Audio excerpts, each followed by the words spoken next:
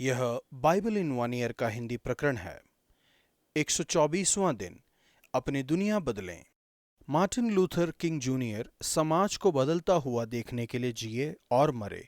वह 1964 में सबसे कम उम्र के नोबेल पुरस्कार विजेता रहे, सामाजिक अलगाव और पक्षपात को खत्म करने के लिए। उन्होंने अपने स्वप्न के बारे में प्रभावशाली और यादगार ढंग से लोगों को बताया, ऐसे देश में रहते हुए जहां उनके बच्चों को उनकी त्वचा के रंग पर नहीं बल्कि उनके चरित्र पर परखा जाएगा। उन्होंने परिवर्तित दुनिया का स्वप्न देखा था, जहां सभी लोग हाथ से हाथ मिलाकर कहेंगे, अंत में आजाद हो गए। धन्यवाद पराक्रमी परमेश्वर, अंत में आजाद हो गए। मार्टिन लूथर किंग यीशु पर विश्वास करते थे। उनका विश्वास था परमेश्वर का राज्य। परमेश्वर का राज्य किसी खास व्यक्ति के बारे में नहीं था, हालांकि यह महत्वपूर्ण है, बल्कि यह समाज के परिवर्तन के बारे में था। नीति वचन 11 का 9 से 18। नंबर 1, अपने देश के लिए एक आशीष बने। आपके जीवन का प्रभाव पड़ सकता है सिर्फ आपके परिवार और स्थानीय समाज पर ही नहीं, बल्कि आपके शहर और पूरे देश पर भी। नीति वचन के लेखक यह बताते हैं कि हम जिस प्रकार से अपना जीवन बिताते हैं वह केवल हम पर ही प्रभाव नहीं डालता, बल्कि हमारी आसपास की दुनिया पर भी अच्छा या बुरा प्रभाव डालता है। एक तरफ जब धर्मियों का कल्याण होता है तब नगर के लोग प्रसन्न होते हैं और सीधे लोगों के आशीर्वाद से नगर की बढ़ती होती है। दूसरी तरफ परंतु दुष्ट के मुंह की बात से वह ढाया जाता है और जहां बुद्धि की युक्ति नहीं वहां प्रजा विपत्ति में पड़ जाती है। फिर आपको कैसे जीना चाहिए? अपने पड़ोसी को तुच्छ न जाने बल्कि नियंत्रण रखें और चुपचाप रहें। जो लुतराई करता फिरता वह भेद प्रकट करता है, परंतु विश्वास योग्य मनुष्य बात को छिपा रखता है। अच्छी सलाह पाने के लिए हम सभी के आसपास बुद्धिमान और परमेश्वर का भय मानने वाले लोग होने चाहिए। जहां बुद्धि की युक्ति नहीं वहां प्रजा विपत्ति में पड़ती है, परंतु सम्मति देने वालों की बहुतायत के कारण बचाव होता है। यदि आपके पास बुद्धिमान सलाहकार हैं तो उनसे अक्सर सुझाव मांगे। यदि आपके पास नहीं है तो परमेश्वर से कहें कि वह आपको ऐसे सलाहकार दें। कृपालु बने और सत्यनिष्ठा का बीज बोएं। यदि आप इस तरह से जीवन बिताएंगे तो आपके आसपास की सारी दुनिया आपसे प्रभावित होगी। प्रभु, अपने शहर और अपने देश पर मेरा अच्छा प्रभाव पड़ने के लिए मेरी मदद कीजिए, ताकि मैं अपने आसपास की दुनिया को बदलता हुआ देखूं। नया नियम यूहन्ना 4 का 1 से 26। नंबर 2, हर तरह की रुकावटों को नष्ट कर दें। हर एक चर्च संयुक्त चर्च होना चाहिए, क्योंकि परमेश्वर का प्रेम शानदार तरीके से विस्तृत है। चर्च अपने प्रेम के लिए प्रसिद्ध होना चाहिए। हमें लिंग, जाति या जीवन शैली का भेदभाव किए बिना लोगों का स्वागत करना चाहिए। यीशु हमारे समाज में हर एक रुकावटों को नष्ट करने के लिए आए हैं। यीशु की लोकप्रियता बढ़ रही थी। फरीसियों ने सुना कि यीशु यूहन्ना से अधिक चेले बनाता और उन्हें बपतिस्मा देता है। यीशु बराबरी, लोकप्रियता या प्रतियोगिता में दिलचस्पी नहीं रखते थे। तब यहूदियों को छोड़कर फिर गलील को चला गया। उन्होंने एक सामरी स्त्री की मदद करने में दिलचस्पी दिखाई। उन्होंने उसकी सेवकाई करने के लिए समय दिया।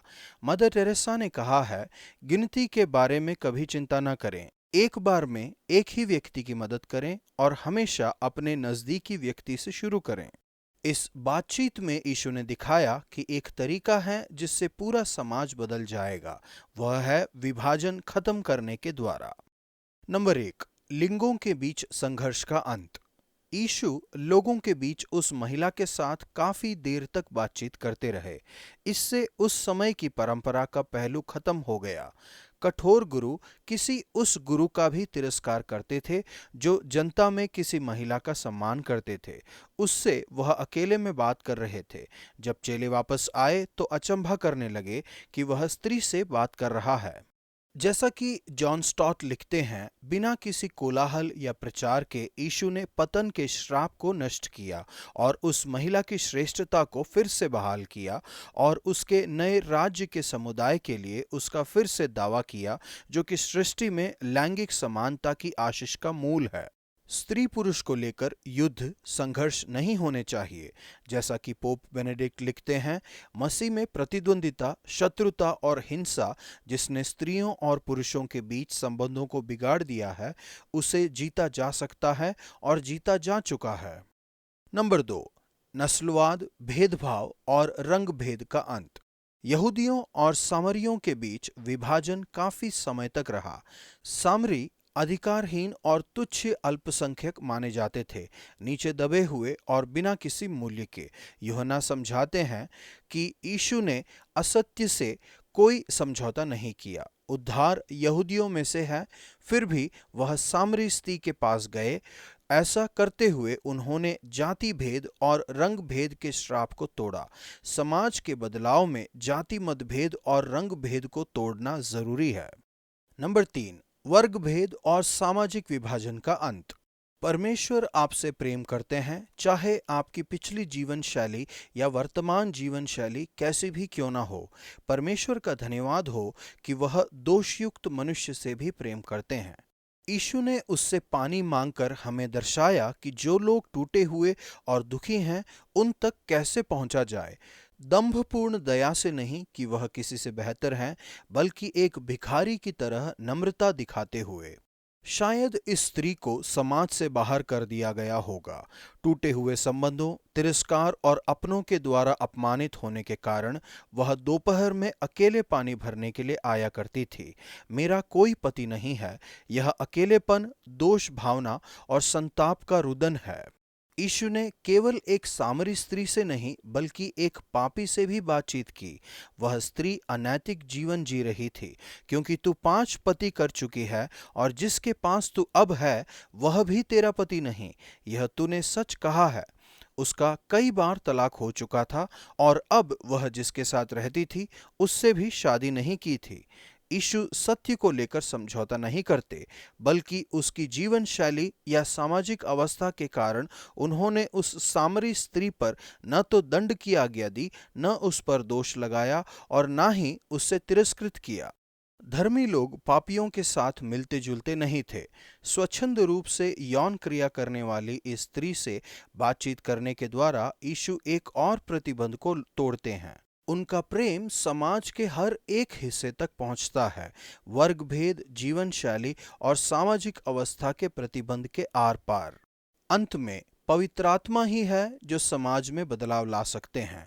केवल पवित्र आत्मा ही लिंग भेद, जाति भेद और सामाजिक अवस्था को तोड़ते हुए समाज में एकता लाते हैं।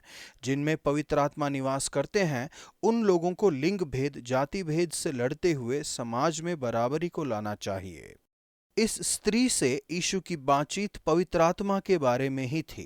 उसे भाषण की जरूरत नहीं थी, उसे जीवन के जल की जरूरत थी।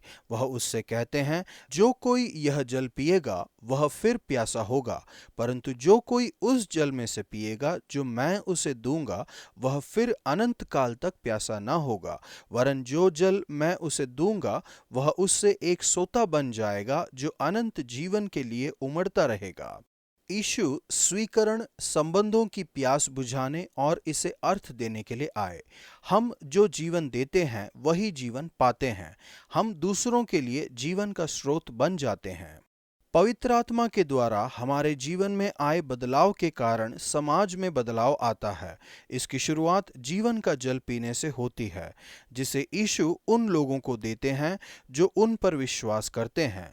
जब पवित्र आत्मा आप में निवास करने के लिए आते हैं, तो आपके संपूर्ण जीवन से अनंत काल तक जीवन का झरना बहने लगता है। आप पवित्र आत्मा के द्वारा और परमेश्वर के साथ आपके व्यक्तिगत संबंध के द्वारा बदल जाते हैं। यहाँ आराधना शब्द का अर्थ है प्रेम पूर्ण घनिष्ठ संबंध पाने के लिए अपने घुटनों पर जाना। प्रभु, आज मैं जीवन का जल पीने के लिए आपके पास आता हूँ। मेरे हृदय से यह झरना बहने लगे और आप मेरे सभी संबंधों को बदल दें। पुराना नियम न्यायियों 1 का 1 से 2 के 5 तक। नंबर 3, अच्छे लीडरशिप के लिए परमेश्वर को पुकारें। हम अव्यवस्था और गड़बड़ी की दुनिया में रहते हैं, जो कि न्यायों की पुस्तक में उल्लेखित किसी तरह से अलग नहीं है। न्यायों की पुस्तक में प्रवेश करना काफी अचंभित कर देने वाला है। हम यहाँ पर कामुकता, हिंसा, बलात्कार, नरसंहार, क्रूरता, छल और तबाही का मिश्रण पाते हैं। हम देखते हैं जब वे वायदे के देश में स्थिर हो जाते हैं, तब लोग किस प्रकार से मूर्ति पूजा और पाप पर जय पाने में असफल होते हैं। परमेश्वर की चेतावनी के बावजूद उन्होंने आसपास के लोगों के धार्मिक और नैतिक परंपराओं के साथ समझौता किया, जो बाद में उनके लिए कांटे और फंदे ठहरे। परमेश्वर आपको बुरी चीजों के प्रति कठोर बनने के लिए बुलाते हैं। वह नहीं चाहते कि हम समझौता करें। वह नहीं चाहते कि आप अपने जीवन का वह हिस्सा काट दें जो आपको लगता है कि गलत है, बल्कि उन्हें पूरी तरह से काट कर उनके प्रति कठोर होना चाहिए। लोग अपने आप को अवज्ञा के चक्र में फंसा हुआ और अपने शत्रुओं द्वारा दबा हुआ पाते हैं। फिर वे मदद के लिए परमेश्वर को पुकारते हैं। परमेश्वर न्यायियों लीडर्स को भेजकर उन्हें जवाब देते हैं। वह लीडर्स के रूप में हर तरह के लोगों का उपयोग करते हैं, जो हम सबको बड़ा प्रोत्साहन देता है। पवित्र आत्मा द्वारा सामर्थ्य प्राप्त ये लीडर्स उन्हें छुड़ाते हैं और उनकी दुनिया को बदल देते हैं। प्रभु, आज मैं मदद के लिए आपको पुकारता हूँ। कृपया हमारे शहर और हमारी संस्कृति में अच्छे लीडर्स को खड़ा कीजिए, जो हमारी दुनिया को बदल कर रख दें और यीशु के नाम को सम्मान दिलाएं। यूहन्ना 4:1-26। बाकी के लोगों के साथ समय बिताने के बजाय यीशु सबसे निम्न स्तर की स्त्री के साथ समय बिताना पसंद करते हैं। यीशु के खरे राज्य में यीशु उन लोगों को प्रतिष्ठा देते हैं जो कुछ भी नहीं है। आज का वचन जो लुतराई करता फिरता वो भेद प्रकट करता है, परंतु विश्वास योग्य मनुष्य बात को छिपा रखता है। नीति वचन 11 का 13।